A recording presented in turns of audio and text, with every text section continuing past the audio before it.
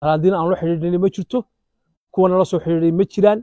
igoori waxaan ku qabanaynaa gogol oo naloo sheegay ma jirto wax allaale wax ka jira ma jiraan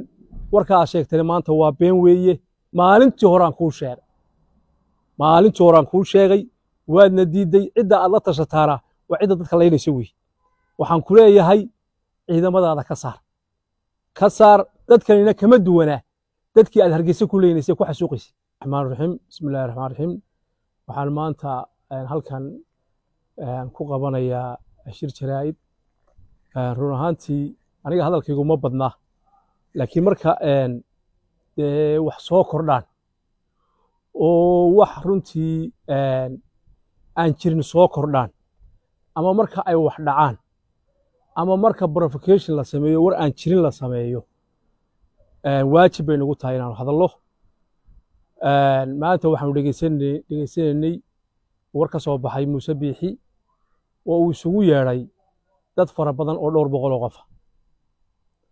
warka aniga inta iga qusaysa ama deegaanka aan garaadka wahay inta ka qusaysay gobolka Sool iyo Sanaag iyo Cayn ama bulshadan inta ka qusaysa ayaan ka hadlayaa Muuse wuxuu yidhi odayaasha salaadiinta ee imaanaya salaadiintii bay la xidhiidheen oo waxa weeye iyaga u yeedhay oo aniguna waan amba bixinaya arrinkaas wax ka jira ma jiraan annaga cidna la soo xidhiidhayna ma jirto cid aan u yeedhnayna ma jirto cid waxa weeye aanu niri kaalayana ma jirto waa qodobka kale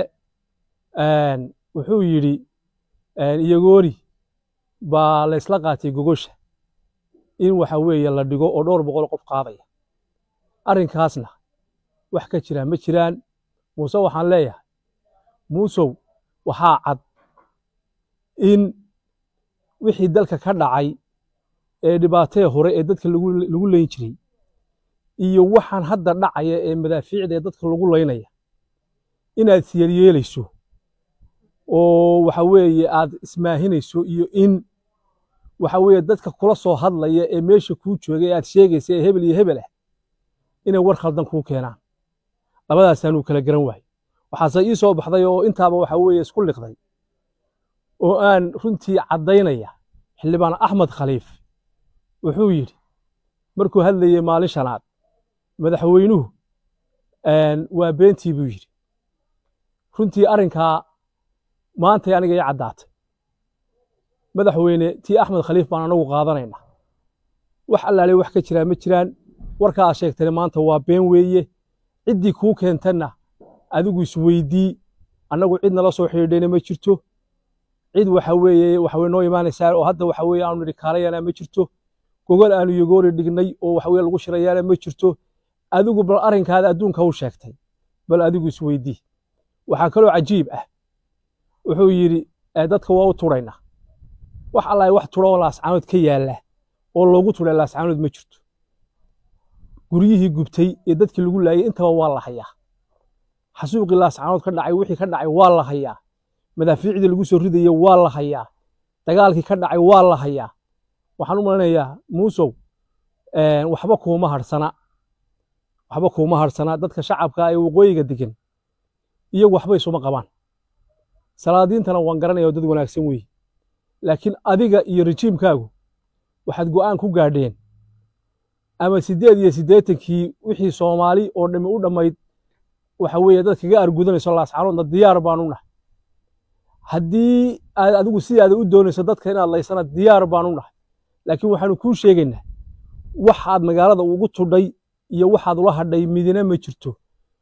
taangiyadii baa ugu dambeeyay kuwa halkaa maraya madaafiic nooc walba waad keentay nooc walba waa lagu garaacaya international community-guna waa arkaa ummadda islaamkuna way aragtaa ummadda Soomaaliyeedna way aragtaa ummadda reer waqooyiga ahina way aragtaa ummadda waxa weeye wada dhashay ee isku deegaankuna way aragtaa wixii halka aad ka samaynayso waa wax adiga gaar ku ah wana wax taariikhdu ay qori doonto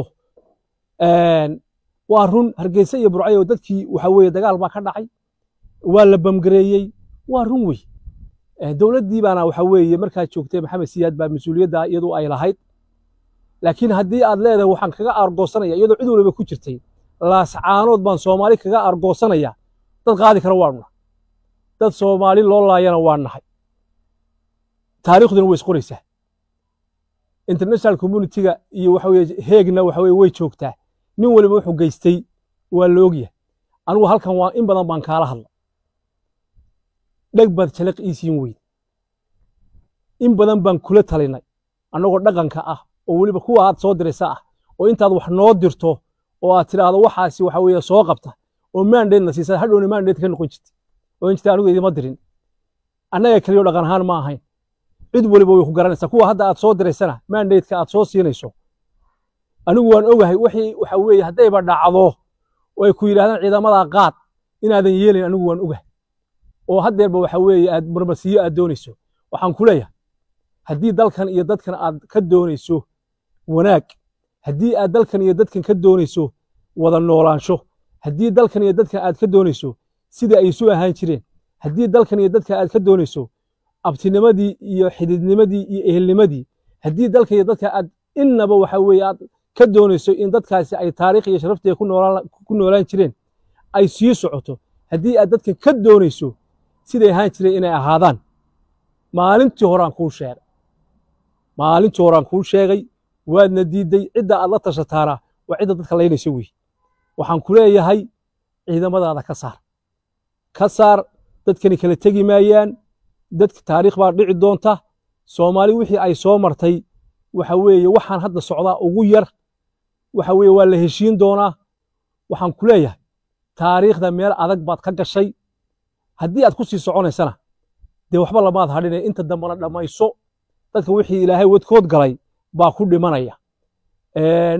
dhibaataduna meel walba way taallaa iyo baroortu halkana way taallaa hargeysana waa taallaa burcana waa taallaa ceergaana waa dadkuna waa dad wada dhashay adigaana sidaa u galay dadkanina kama duwanaa dadkii aad hargeysa ku leynaysay ku xasuuqaysay ee aad garanayso ee maalintii bannaan baxay unbay dadkana la mid yihiin wayna ka sii daran yihiinoo dad kuwan madaafiic baa lala dhacay marka muuse waxaan ku leeyahay maanta waad iska hadashay waxa weeye aad ku hadasheen aad ummadda isugu yeedhayna